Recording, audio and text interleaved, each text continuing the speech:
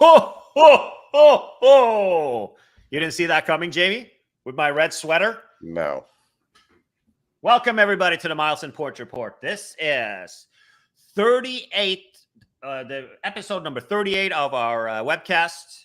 38 hours of yammering. What do you think, Jamie? I can't wait till we're done. Oh, come on. See, I even got my Grinch cup here. See? I was going to say, you got your coffee there. No, I actually have tea. Wow, that BA flight really threw you for a loop. Not really. BA, there are interesting things happening with BA these days. Well, actually, let's chat. We were both in Europe working for a couple of weeks, and came back. You came back a little bit earlier than I did. I was delayed for over 24 hours, and one of the reasons why that was because of BA. But I've noticed that my BA account, has not had any information online. So when I log on to it and I click on my itineraries, I noticed it just says there's a screenshot where I saved a screenshot for it because I just try to get it fixed. And it says, sorry, there seems to be a technical problem. Please try again in a few minutes. And please contact us if it still doesn't work. We apologize for the inconvenience. And that goes into my all of my bookings that I have, and Right. also all of my everything that has to do with executive close. I can't see anything in there. So I started a chat, and it's kind of was as bizarre as the delay that I had. We're going to talk about the weather in Europe in a little bit, but Yep. And the guy said to me, well, you got to reset your cache. And it happens to be that I just was dumb enough to click the update button on my Google Chrome. So all of my shit disappeared anyway. So I didn't have a single password in there. And also the funny part, my password manager disappeared with that. And I also tried Safari, and the guy was like, well, sorry, we don't have any problems on our end. So it's all you. And it's like, so what do you propose that I do? Should I not log on to my account for the remainder of my life? And that was his suggestion. So the bizarre world is a beautiful place for sure. I had the same issue a week ago. I think you probably saw my post on Facebook. I was trying to change a seat. This was on that London to Dulles flight, and I was trying to change it 2 weeks ago. Couldn't change it. The seat map was erroring out. So I messaged in. I said, here's the seat I want. Can you just do it? And of course, they tried diagnosing the problem. What's wrong with your browser? Why can't you do it? I said, this is a seat change. Why don't you just do it? No. We have to figure out why you can't do it. I said, this is total BS. We could end this conversation right now, right? Yeah. You have to change it. We could all part ways. But no, they had to accuse me of my browser not working. My catch wasn't there. My password was wrong. I said, this is just, ridiculous. Well, I don't know what to tell you. Mine was to not use my BA account ever again. That was the solution from Vikram, based in Mumbai. Right. He figured out that was a good idea. Okay, let's talk. Before we jump into things, you have been responsible for setting up and we've got 10 more virtual seminars happening next year. But we have a Christmas virtual seminar this weekend. Tell us a little bit about that. So that is it tomorrow, and I'm going to pull up the schedule here. That's tomorrow at 11:30 Eastern, 8:30 Pacific, for those that want to wake up a little bit early. We've got 3 speakers on the agenda tomorrow. We've got Ben Coleman-Cole, who's going to speak on rental cars and insurance. We've got Brian Scalar, who's going to speak on revenue travel and how to get deals, purchasing with cash and not miles. And then we've got John Ryan, who spoke at the last seminar last month, talking about low-cost carriers. So it should be a good morning tomorrow. And then I think you've got something in store afterwards, but I have no idea what it is. I do. Well, you're going to join for that as well. It's the FTU team is going to be having a little Christmas session. Should be cool. So for those who are members, it's free to join tomorrow. I would love to see everybody there. It's going to be lots to learn. And next year we're doing 10 of those, right? That's going to be even better. Yep, we got one a month, so it's kind of plugging along here. And then we've got the in-person event in DC the last weekend in February. Where that is, I don't know. I guess we got to talk about that, but it'll be in DC somewhere. Yeah. We're doing that in conjunction with the Travel and Adventure Show. That's the same weekend. So And then also we're coming back to Seattle for the first time in a long time in May. Yep. We've got some good speakers for DC lined up. I'm just kind of looking at the list here. There's Matthew Clint, there's Derek Dye and Sarah Dye, Julian Keel, Carissa Rawson. I'm going to miss some people on here, but there's a good crowd. So for those that want to see some good seminars, there's a good agenda. Great. You've done a good job on cleaning up the FTU schedule and stuff like that. I appreciate that. So there's going to be a lot more, guys, happening next year. Okay, let's go over to a little bit of news. I wanted to chat a little bit about the Alaska merger. And if we were to, you were, and it's kind of funny. We just came back from Europe, two separate trips, and we met up a couple of times. But as you can see, I can hear you got a cold, and as you can see, I got a cold sore. So it was there was some serious weather and stuff going on in Europe. Yep, it's unfortunately I should not have left DC where it's been like 50 all week and it's been like 10 degrees over there, so I should have stayed home. But such is life. Yeah, here in California it's not so shabby either. I'm not going to lie to you, even if it's in Northern California. But yeah, the weather, we had some interesting things happen in Europe with that for sure. Well, let's talk airline mergers. So initially, this was announced on a Sunday, no less, which I thought was kind of interesting. Yeah. Mega mergers in the U.S. has been a thing for kind of for the last 15 years. Mega mergers has dominated the and I want to bring let's see here. I got to turn off Gary's video because we got banned. The video got banned for something that popped up on his website. But Gary had a little bit of musings here. Before we get into Gary's post here, he's made a lot of posts about it, and he makes some really compelling points here in this post, more so than a lot of others. Everybody seems to be excited about this merger. Yeah, I mean, I'm a fan. I'm a one world, sort of geek, I guess you could say. So it's kind of nice to add somebody else into the mix. But I think it's particularly nice, especially for people going down to the South Pacific and Asia. It provides a one-stop opportunity that kind of cuts the trip in half. So that's kind of nice as far as I'm concerned. Okay, tell me about that. How do you feel like that's a good idea? So if I'm going to Japan, for example, right? Why the hell would I stop in Hawaii? It just cuts the trip, especially if you're coming, I think, from the East Coast. From you on the West Coast, not as much of a concern. I just take a nonstop from there. But something here, right? It's a longer flight. It's kind of nice to stop in Hawaii, perhaps for a few days, and then continue on from there. I mean, that's how I would do it if I'm going to go down there. So I get it if you're from the East Coast. If you're from the West Coast, Hawaii is out of the way. Sure. It's sure. So from here to Japan, from where I live to Japan, it is just shy of 12 hours to Haneda. Going from Honolulu to Haneda is 9 hours. Flying from here to Hawaii is 5 hours. Sure, so it is. It's further. It's out of the way. Sure. And if I'm going to Australia, it's a little bit closer, still, I mean, if you're from the East Coast and you have to stop somewhere anyways, but most places except for Australia, it doesn't make any sense to me. Right.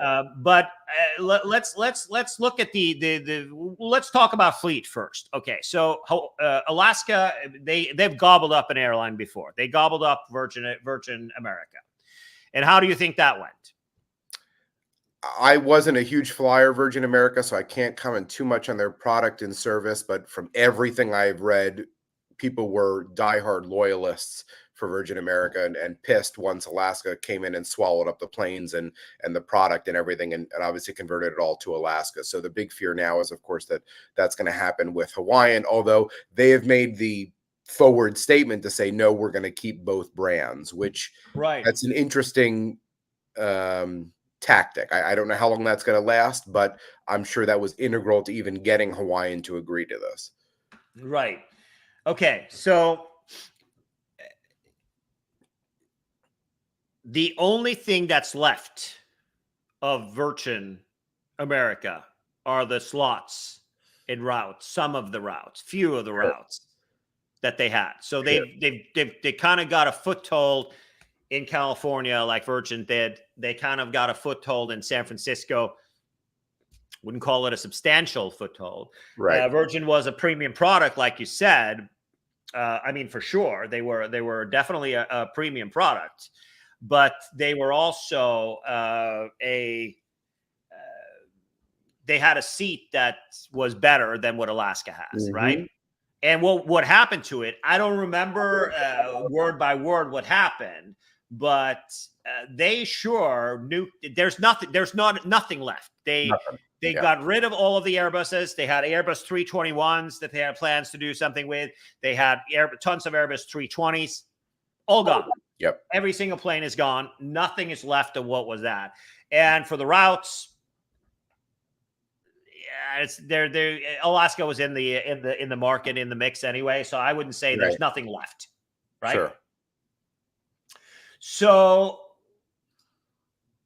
why on earth would it make a difference? Do we believe that Alaska is not going to come in like 3 or 4 months or like a year and say, hey, we're not getting the synergies we wanted, we're now going to call it Alaska again? Yeah, they may, but I saw something the other day. It was from Henry Hardevelt online. I don't know if it was Facebook or somewhere else. For them to get rid of those Airbus wide bodies in particular, that probably is not going to happen. First of all, a narrow body is not going to make it from New York down to Honolulu, right? So you're going to have some type of a wide body run it. And so they're not going to get rid of those. And the chance that they're going to convert those into just a domestic recliner seat is almost slim to none. So there's some argument to be had that they are going to put up with this fleet somehow. Now, the thing I saw the other day, I think it was from Brett Snyder online, is that most of their Airbus, and so it should be pretty easy for them to get rid of those in favor of the 787, which is coming in April, I think, is their first flight on the 787. So theoretically, they could swap all those out for Boeing. That's not going to be an overnight project, but that may be what they decide to do, is just replace them. All right, I see award-winning journalists and the original Savvy Traveler, almost 2-time Pulitzer Prize winner Rudy Maxa join us today. Only one time on the. Sorry. I just finished recording advanced interviews for my weekend radio show. I'm sorry, I got a headset. You like my Christmas shirt? It's my Mele Kalikimaka shirt that I wore in the honor of the Hawaiian Alaska merger today. I like that. Let me get this microphone isn't doing us any good either. That's for the radio show. Let me get rid of that. I'm sorry. Wish I could. How long have you guys been talking? Nah, not for long. 5 minutes. Let's we were talking about the merger with Alaska Airlines. Oh, right. What do you think? Or Alaska paying 8 times the money of what Hawaiian Airlines is worth. Okay. What do you guys think? Do you think this is a good thing for consumers? It may allow other airlines to come into the business, too.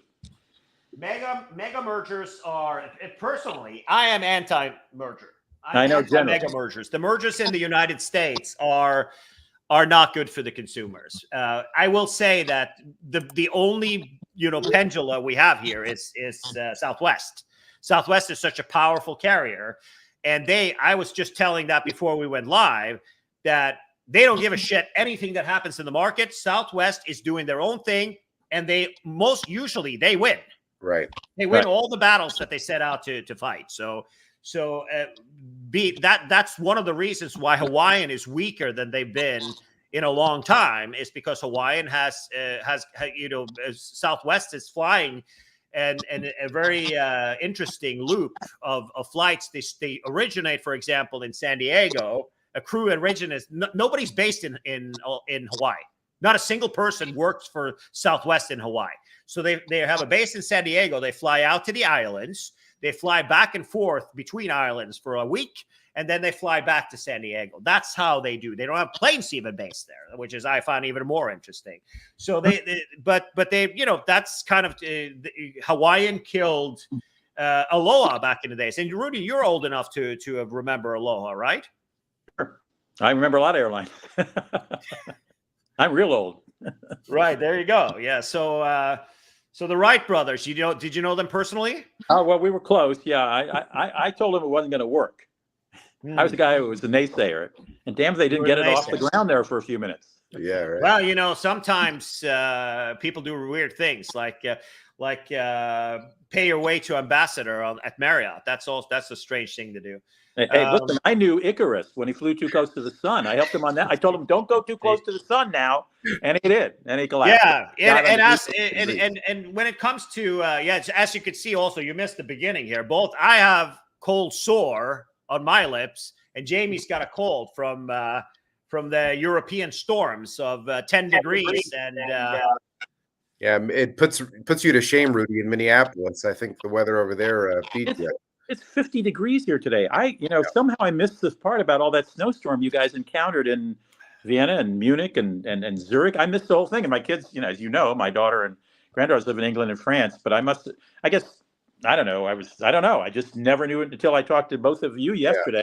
I didn't know about the horrendous weather, but that certainly had to screw up a lot of people's travel plans. Your flight was canceled coming home, wasn't it, Tommy? My flight had a mechanical from. Oh, okay. It wasn't canceled. It was severely delayed. So I missed my connection in Helsinki. So I never actually got on the flight. I was on Finnair, Stockholm to Helsinki, Helsinki to LA.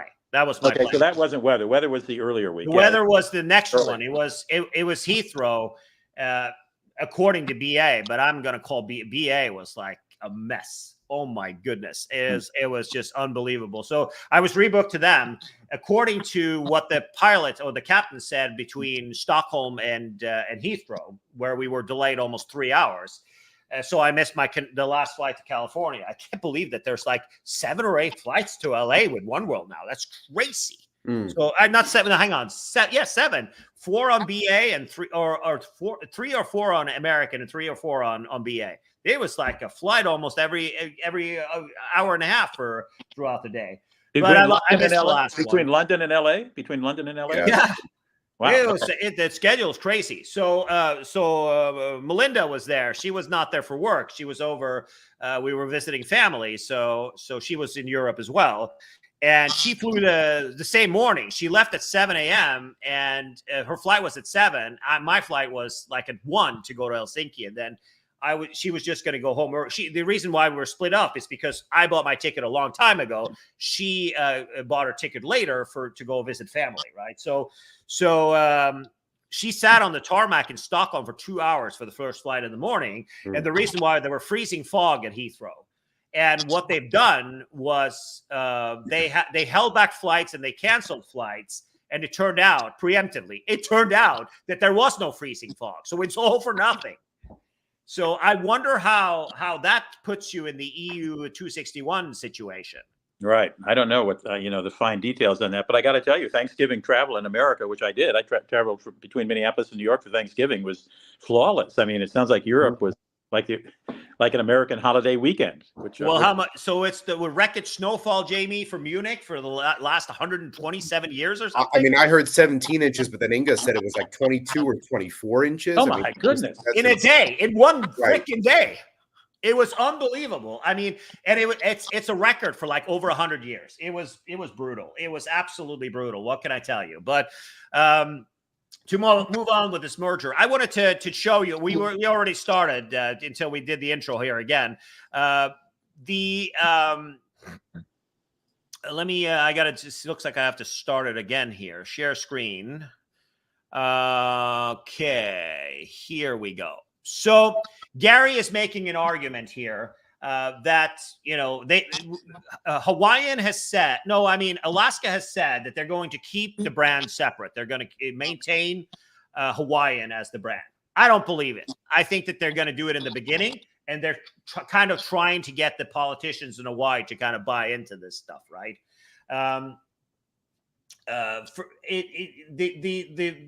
It's not a good business deal, though. I don't see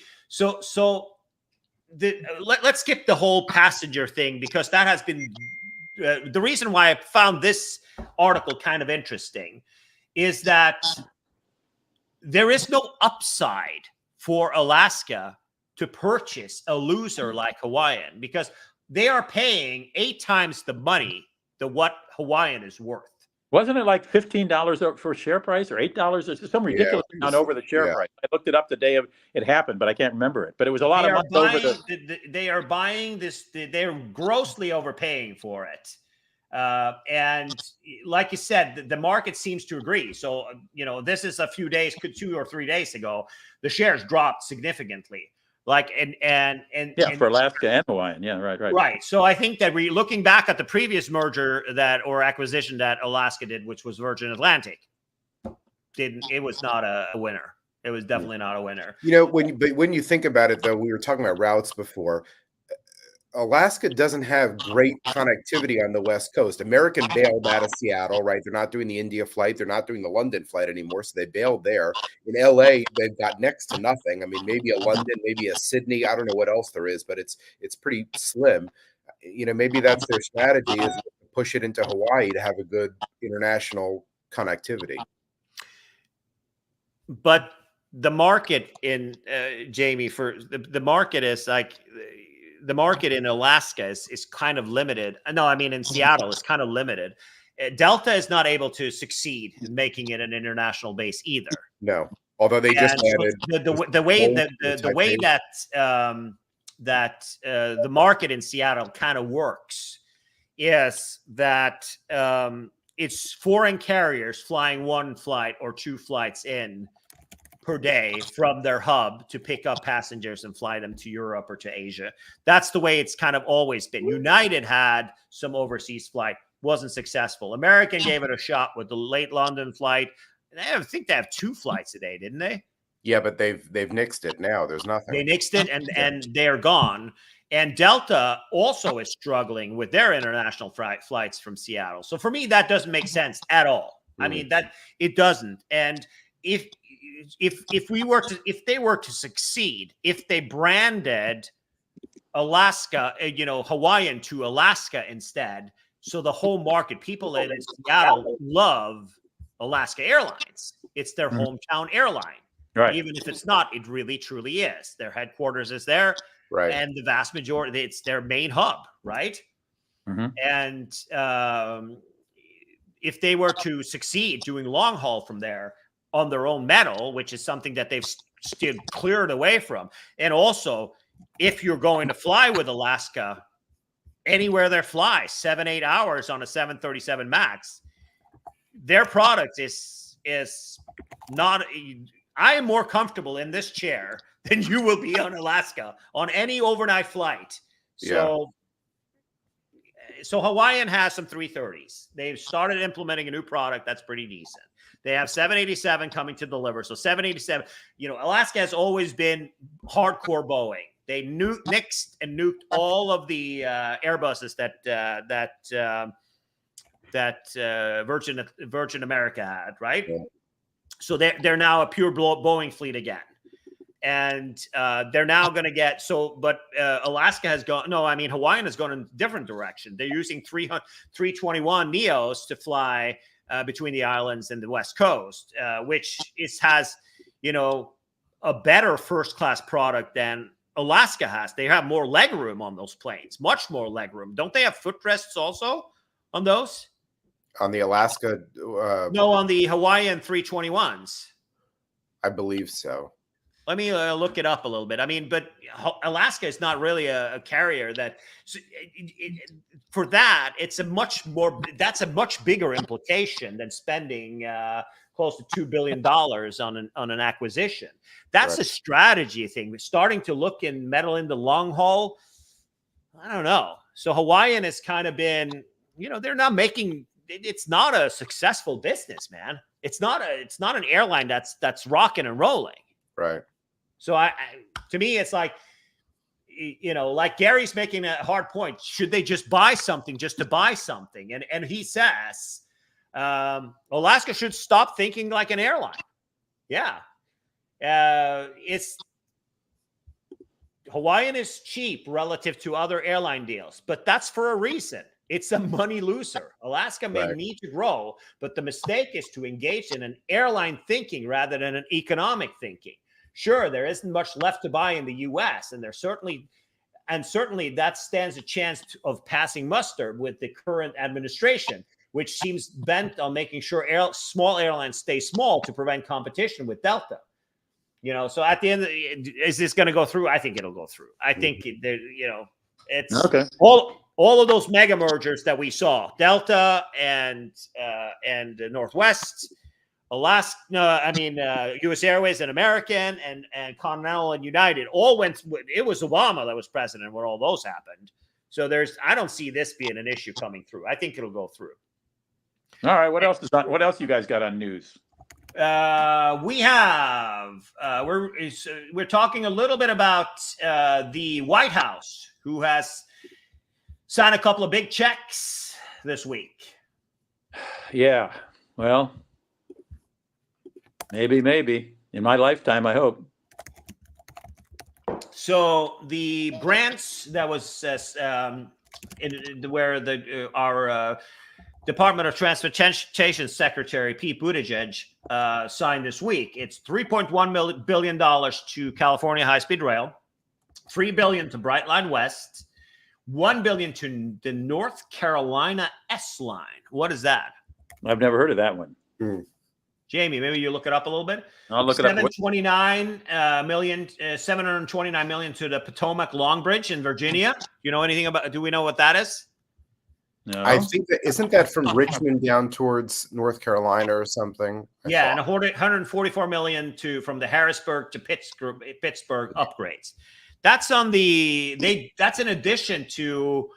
Didn't they get a ton of money to use for the recently also for the Acela? Yep. The S line used to be, well, until now, is a freight line rail corridor owned by CSX that connects Richmond to Tampa, Florida. But I think this project is just going to be Raleigh to Richmond. Right. I didn't know that was a big priority. So it looks like Brightline, it'll happen. Brightline, Brightline's already running between Disney World and Atlanta. No. I'm talking about the real Brightline, the real high-speed rail one, not the choo-choo diesel train that runs in Florida at up to 125 miles an hour. We're talking about the 200-mile-an-hour one from L.A. to Las Vegas. That's $3 billion. That's the one that got the grant. That's going to be true high-speed routing. The other one is that'll be electric and it'll be true high-speed. That'll be the first one that's going to be done in America. Would you like to bet on that, Jamie? I'll bet on it because I think it's easy to produce, right? There's sort of nothing between LA and Vegas. Exactly. Easy infrastructure. Do they have an ETA Yeah, go ahead, Rudy. They have an ETA for connection time? I mean, completion time? Sorry. 2028. No, I might make that one. Yeah, okay. Are you not feeling good or? I'm feeling great, but 2028, who can tell, 2028. My grandma, I talked to her a couple of weeks ago, and she was like, I'm going to the mall. I talk to you later. She's 101 soon. Okay. Coming up on 101, man. Well, I live a pretty fast life, as you know, so 28, is way. Yeah, but you're also healthy. You drink a lot of red wine. Your blood is in a burgundy color. Not vodka, it's water. Vodka, yeah, got it. But I kind of been a little bit blown away by this whole. Jamie and I talked about this last week. We're in Europe. We were talking. I think we're having lunch or something. It goes from from Vegas to Rancho Cucamonga. Right. It doesn't go from LA. Right. To get from Union Station on Metrolink to Rancho Cucamonga takes forever.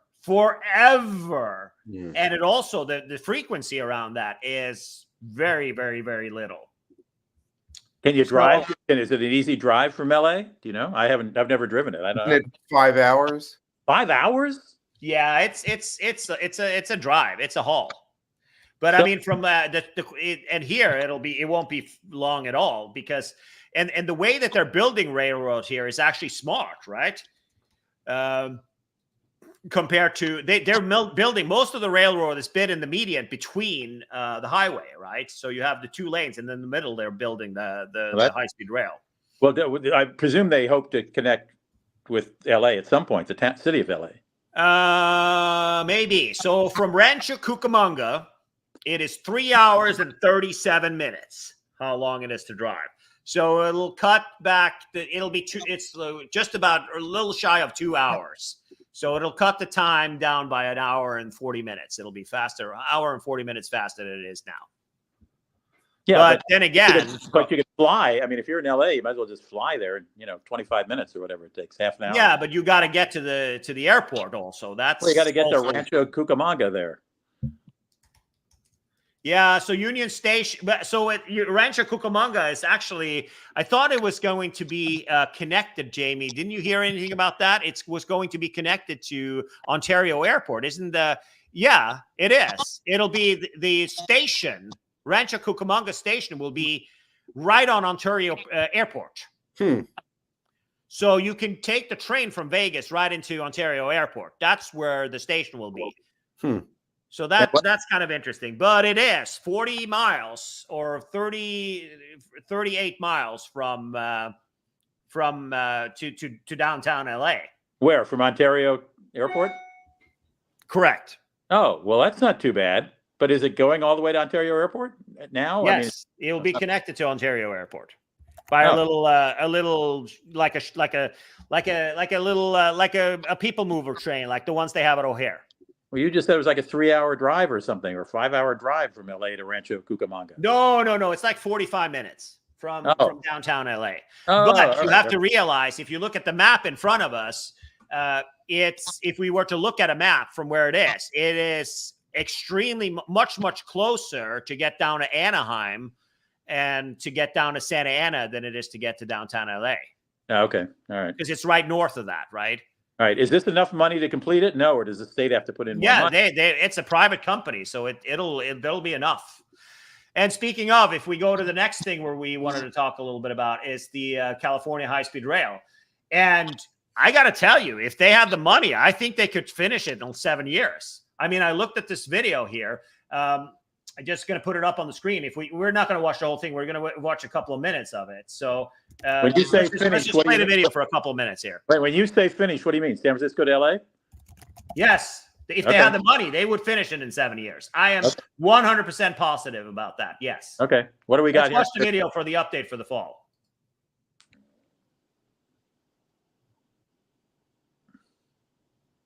No sound?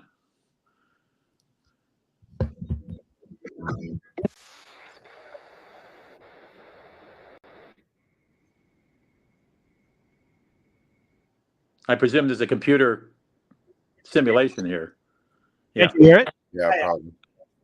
Yeah, I don't hear any narration though. We can't hear it. No. Yeah, no sound. Okay. Well, and then even Brightline is Can you hear me? You haven't taken Yeah, we it. can hear you. Yeah, we can hear you. We just can't hear the video. So what's this guy? The nitty gritty of things is that all of these there is the structures in the Central Valley are kind of done already. Well, I know they started with the Central Valley. Now they got to get out of and move north or south, or Yeah, both. so, I mean, at the end of the day, they don't have money to do that. That's the whole point. So the 173 miles from Merced to Bakersfield, they have the money for that now. They have money for the trains. They have, with the money that they got now, they can buy the trains. They can do everything like that. The problem here isn't that the ability. They have made these insane superstructures are being created. I mean, they're done. We can drive down there, right? And what they have the money for to make, like these big mega structures, not this like right here, but these big mega structures right here, they're now done, right? So they have, but they're obviously useless because what are you going to do? You're going to move a bunch of cattle in the Central Valley. That's the problem. So they are building this a lot faster. Remember, we're in 2023, and these big mega structures in the Central Valley, they're done. Most of them are done. And also Caltrain from electrification from San Jose to San Francisco, which cuts down the travel time by 15 minutes for Caltrain. That's also done. They're just doing a final test and early next year, the old diesel train will disappear. Like, remember, Rudy, I picked you up when we did the show. No, I've ridden that a lot. I know it's a slow train. Yeah, and because there's no momentum with those old piece of junk diesel trains. Now with the new German trains or Swiss trains that are actually made here in Sacramento, we're good to go. It's all good to go. So they make train cars in Sacramento. More optimistic about this stuff than anything else, to be honest with you. They make train cars in Sacramento? Yeah. I didn't know that. Okay. Yeah, I didn't know that either. Okay. You had no idea? How would I know? You live outside of Sacramento. I don't. I've never heard about Sacramento making train cars. No. Especially Okay, now with Siemens firms. Mobility makes their trains in America. There are 2,500 workers that work at the factory here in Sacramento building trains. Did not know that. Okay. All right. Now you know. All right, we're going to talk about the best hotel stays of 2024. As you know, we do a lot of hotel reviews. And Rudy, you have been lackluster this year. I see you only have 3 hotel reviews this entire year. What the hell's up with that? I know. I thought you wanted to be a hotel reviewer star. Right. I'll work on it. Jamie's got to bounce, but Jamie, tell me about your best hotel stays of 2023. Oh, geez. You're putting me on the spot here. I don't know. I'm trying to think. Best hotel stays. I'm looking back through my videos here. I just did the Park Hyatt Vienna last week. That's I got that on the screen with. Oh, there you go. I'm sorry, I didn't even see it there. I was looking back through my videos. Yeah, that's a good use of a category 1 through 7 Hyatt certificate if you have one of those. Well, wait a minute. Isn't that 25,000 only at that place? Because it's a category 7, so it's either 30. No, it's not a 7. It's a 6. I think it's a 6. That's why it's 25,000. Right. Back in June, I did Grand Hyatt Melbourne, which actually I was very pleased with that. They had a good club, really good room there. So really no complaints on that one. I'm trying to think, what else did I do that's kind of memorable here? Put me on the spot, and I don't know what put you on the spot. But while you're looking, I did a hotel in Bangkok called the Mu, M-U-U. It is in downtown Bangkok, and it's part of the Hyatt portfolio, though the name Hyatt appears nowhere, as I recall. Is it a small luxury hotel? Small luxury hotel, and it was really, really nice. Very nice rooftop pool, nice Italian restaurant, great rooms, great service. What can I tell you? They got a guy almost all day making, great coffees right in the lobby, and with pastries. So it's a nice hotel. I know you have to bounce. You got a call that starts now. Thanks. Yeah. Rudy and I will continue for the week. We'll see you next week. Cool. See you next one. Bye, Jamie. So I had a hotel. I think it was very easy for me I've stayed at some nice hotels this year, and I would say I think I found my favorite Hyatt in the entire world. Where? In Copenhagen. Oh, that's new to me. I mean, it just opened like a year or 2 years ago or something, right? No, it's been around for a while. It's actually owned by the Tivoli Gardens. It's right adjacent to the Tivoli Gardens. I've never even been in the lobby. It is inside the Tivoli Gardens. You have the entry to the lobby is across the street from the train station. Right? Yeah. But so it's right across. When you walk out of the train station, it's literally right there. It's literally right outside of the side of the train station. The side of the train station, right? Yeah. Right. So the other side of the road at the train station is where it is. And you can walk right out in the Tivoli Gardens from the hotel. You have a secret door, and you use your room key, and you have entrance to the Tivoli Gardens. You can come and go as you please without paying the daily admission. No pay for the daily admissions. Wow. Well, that adds a little bit. You get a wristband. You can ride unlimited rides. That's a pass that costs like $80. Or I don't think it costs that much, but it costs money. So if for 2 people, we're talking about over $100 value because you get wristbands too. You can ride as much as you want inside of the park. What's the hotel called? It's called Hotel Nimb. N-I-M-B. Nimb. Okay. Yeah, it was. I will tell you, the attention to detail that I saw was fabulous. Is it a small luxury hotel? Do they have Hyatt signage anywhere? It's a small luxury hotel, and it's fabulous. I mean, it's absolutely fabulous. I will tell you one thing that it takes a lot to impress me when it comes to hotels. This place, I was blown away. So Melinda came earlier. I was in. This was on Monday, and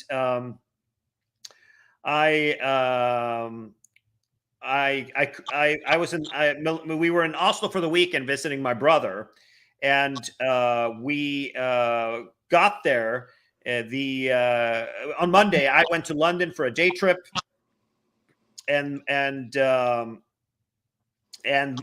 Melinda flew straight down to Copenhagen, and she was like, she texted me and said, "Wow, you better hurry. This is awesome, right?"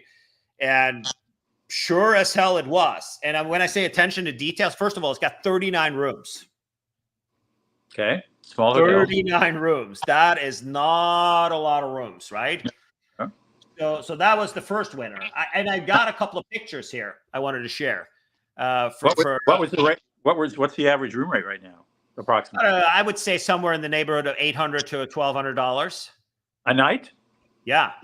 Oh, well, that's pretty. I thought you were going to say 300 or 200 or 400. Wow, that's expensive. Well, it's 35,000 Hyatt points. What can I tell you? Well, that's not bad. Yeah, some people, I honestly don't understand people who are kind of making a big deal about burning. Those points are there to be used, right? No, I would use 35,000 for that. My God, that's like saying it's a Hotel de Louvre in Paris, which is one of my Exactly. So, or actually a million times better than that. I mean, it's the same price. It's the category 8, right? So it's the highest level of, that you can pay for any of the stuff, right? So right. If I were to see here, let me see how I share the screen. I got to do the entire screen, I guess, because I got to do it.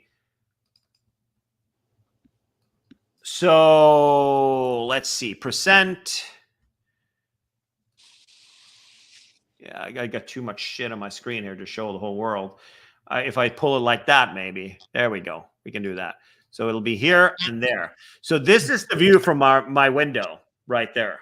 Right into the Tivoli Gardens. Wow. And here's the door. Here's the door where you just tap your key right there. The door opens. You walk outside, and boom, you're in the middle of the Tivoli Gardens right there. Unbelievable. That's beautiful. I can't. Wow. Well, okay. Well, especially if you're using Hyatt points at 35,000, that's a great deal. No kidding. I would say so. You have, this is the front of the hotel. Yep. Yeah. So that's me. Well, people get tuned for the hotel review we're going to be doing. So here we have artisanal gin and a carafe. They got black. It's like Belvedere vodka and geranium gin and stuff like that. But look at the attention to detail. Look at the knife and the fresh lime there. I like that. That they replenish in your room every day. How about that? I like that. And of course, as people are, it's a small buffet. Of course, it's a small buffet. It's 39 rooms, for crying out loud. Look at that breakfast, huh? Yep. Okay. Look at that baby right there. Hotel Nim. And also, when you roll up, this is upstairs. You walk into the bar, right? Yeah. So this is the bar upstairs, and it's a lot of locals that hang out at that area. And this is during the day, so it wasn't open. This was in the morning when we walked back from breakfast. But I didn't want to film the maid, so she was kind of in the thing there. So I just wanted to kind of get away from it. But that door right there, yeah. Open it up, and our room was right there. Great. The Hotel Nim, NIMB. All right. Yes. And it's for the last video I wanted to show is to see how. So this is the door, and that's the main entrance to the train station. Right. So you literally are 15 minutes from the airport is where you are, right? It's 15 minutes from when you get on the airport train until you're downtown for $3. That's how far it is. So does Nim mean something in I think it's the lady of something in it's owned by the Gardens itself, right? Right. So it's definitely a good gig. I think that is my favorite hotel for the year. I mean, an honorary mention. Well, are you looking at which and you don't do that many hotel reviews, but yours always perform a lot better than most of these reviews, right? The most reviewed view this year, if we were to see the most reviewed hotel or viewed hotel that has 11,000 people, 11,888 people have watched this review, is the Hyatt Centric in Times Square, which Jamie reviewed back in July. Oh my gosh. And yours is in second place from last year when you stayed at the Hyatt Place by the Convention Center. Oh my That God. has 11,300 views. Higher than the Thompson, that Hyatt property by Central Park. I just stayed there over Thanksgiving. I still love that place, the Thompson. Right. Did you make a review of that? No, I should have, because when I stayed there, they were still building it, still renovating the building, and now it's expanded. The ground floor is expanded to a restaurant. It's very nice. I'll do it again, I promise. Third most viewed.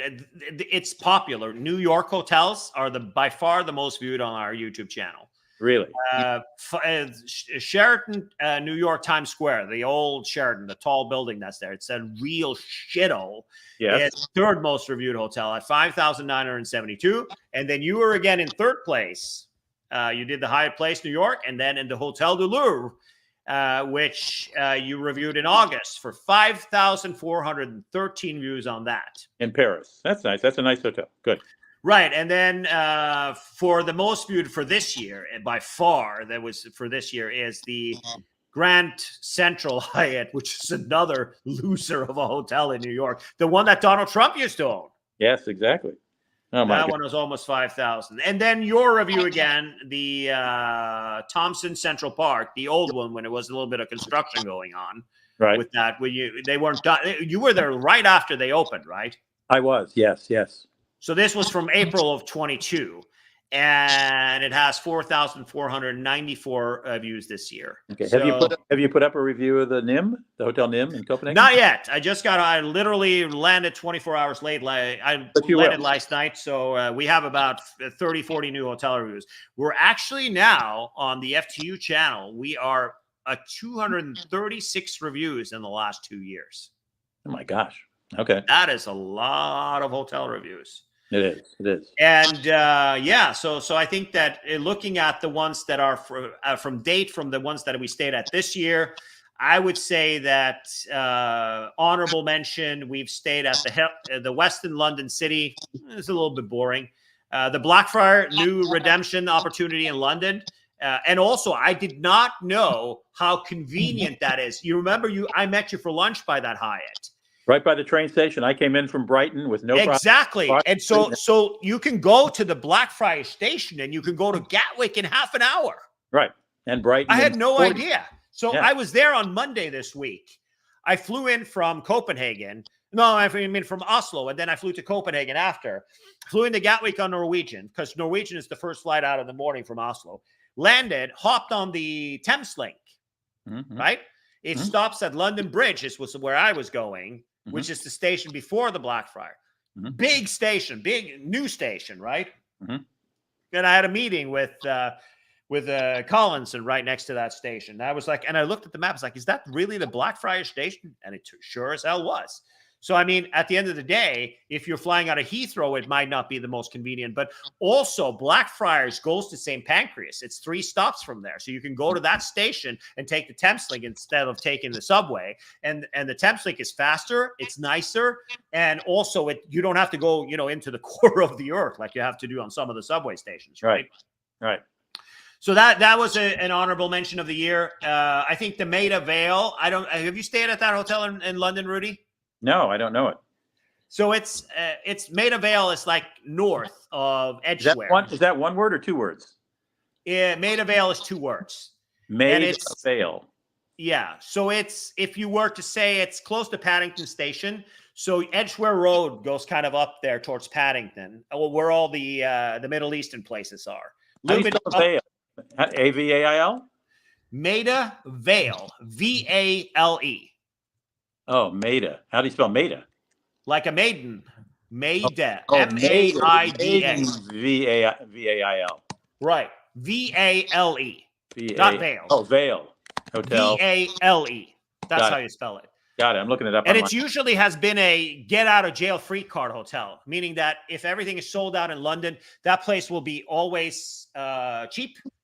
And it was this time around also. We could get it for less than £200 a night, which really isn't that cheap, but it beats the hell out of £500. And they really take care of the elites there. If they can't upgrade you to a suite, they get you to the top executive floor. And executive floor has a free minibar. Oh, this is Marriott. It's a Marriott. Yeah, it's a Marriott. And they've refurbished all the rooms. And they also have the new types of shower where you put the temperature in the shower And the way you turn it on, instead of leaning in to turn it on and adjust everything, there's a button. You hit the button and the water comes on. So you don't have a chance to get cold when you're reaching in to turn it on and have cold water. Well, you get wet as a, whatever, right? That's great. I see. And then let's look more at the last hotels. Yeah, I had a great stay at the Hotel Continental in Oslo. It's the best hotel in Norway. I stayed at the one that was aspiring to be the best hotel in Norway. The Thief is what it's called. And the Thief opened it's been a few years since it opened. I've stayed there before. And it was a swing and a miss. It's not a good hotel. What else have we done? Had some good hotels in Italy. Not really. Yeah, the Hotel Sirmione. I would say that at the end of the day, if we're looking for this year, which we've had quite a few hotel reviews again this year, I would say that those are my honorable mentions. Also, the Villa Copenhagen in Copenhagen. Did you stay there? I don't think so. No. Villa Copenhagen is the old post office. No, I did not. No. So the old post office in Copenhagen became a the national post office, like the number one and biggest one, the central one from back in the days. Closed a long time ago. The redid it, the city block. It's literally a stone throw away. If you look in the video that we saw from the train station, it's to the left of that. So it's like literally 2 minutes from the video I took where that is. They got an outdoor pool that's heated year round. So even when it's 30 degrees outside, they heat this pool, and it's an infinity pool on the top of the roof, which is kind of a thing. So that's an honorable mention. The Hotel Resen, which is another Unbound collection by Hyatt in Stockholm. So disappointed. They did such a good job with the refurbishment of that hotel. The breakfast was wonderful. The staff was great. I love that hotel. They gave me a lovely suite, but not only don't they have air conditioning, they don't even have ventilation in the room. Okay. All right. Well, I do the don't invite them list on that one. Yeah. So we stayed there, and I tried it out to see if we could use it for our tours, but unfortunately, that didn't work out. And I think those are the hotels on my list. And that's all a wrap for today. All right. Nice to see you again. Welcome home. Thank you. Thank you. Even with the cold sore, I look like I came back from the war, but that's okay. Can't see it on my phone anyway. I can't see it. You're fine. Beautiful. Okay. All right. We'll talk in a little bit, but thanks everybody for joining. Right. Do you want to take it away? I'll take it. Oh yeah. Well, return early and often. We'll be back. All right. Everybody have a good weekend. Ciao.